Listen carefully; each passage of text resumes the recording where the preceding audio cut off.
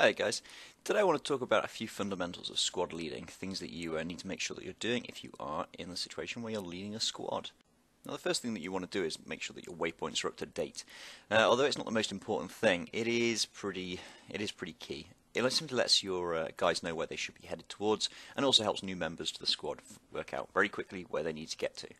Now personally I use my platoon waypoints when I'm platoon leading to show the general territory that I'm attacking, and the squad waypoints for the individual target that I want my squad to be focusing its efforts on, be that an enemy vehicle, Sunderer for example, or a catch point generator, whatever.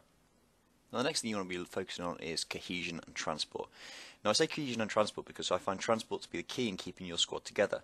If everyone's taking different vehicles and making their own way in different ways to a particular point, they're going to get spread out. Now it's fine if you've got a big lump of vehicles and you're pushing out as an organised unit, however it's not always the case, which is one of the reasons why I like Sunderers and Galaxies so much. And I hear of course from my guys to pull into a Sunderer so he can drive up the hill, though I didn't quite realise how many enemies were up that hill and how good of a field of fire they had.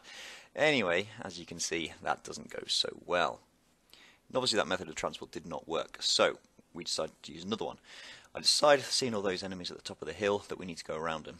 Now pushing from TI alloys is going to be next to impossible. You can see we've got a massive force there, and that is not going to be able to progress up that hill with all those lockdown prowlers, strikers, AV turrets and everything that's sitting there waiting for our Zerg. So I decided to adapt. I decided to spawn us in at the biolab, grab some tanks from behind them and flank them to the north.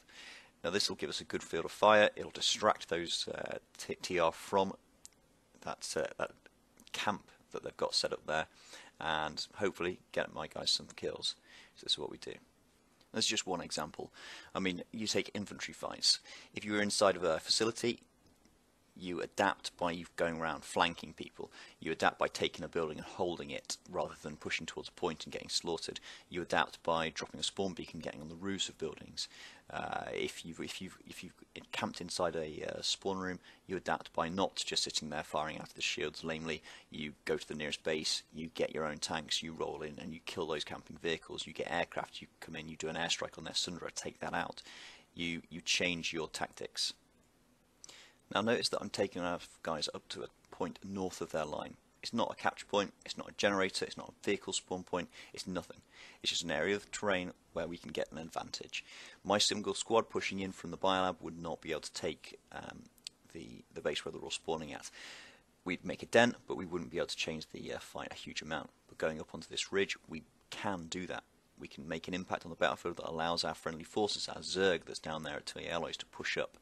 And that's what I decided to do, and it's how we can impact the battlefield with only a single squad here, and that ultimately is effective, as you will see. As we pull up on this ridge, we get sight of their vehicles. I start coordinating our guys, which is my fourth point that I've got here in this video, to focus fire on particular tanks. Now, we don't push ourselves too far over the ridge, we just get our sight lines on, and then we open fire. Now this allows us to take out multiple prowlers very, very quickly, and cause the rest of them probably to fall back, although because our sightlines we can't see this exactly, but it does mean that our friendly forces can advance a bit easier, get vehicles out and start pushing up this hill. Now coordination of course doesn't just come down to focusing fire, it comes down to having the right selection of classes in your squad, the right selection of vehicles in your force, and all kinds of things in between. Now it could be things like all of your infantry being equipped with smoke grenades and night vision sights, so you can see through it. All this prepared ahead of time, so that when you need it most, when you need to push a point across open ground, you can use it. When you need to clear out a point with maxes, you get enough people with AV grenades on their heavy assaults to just clear it out, or deal with any max crashes, same deal.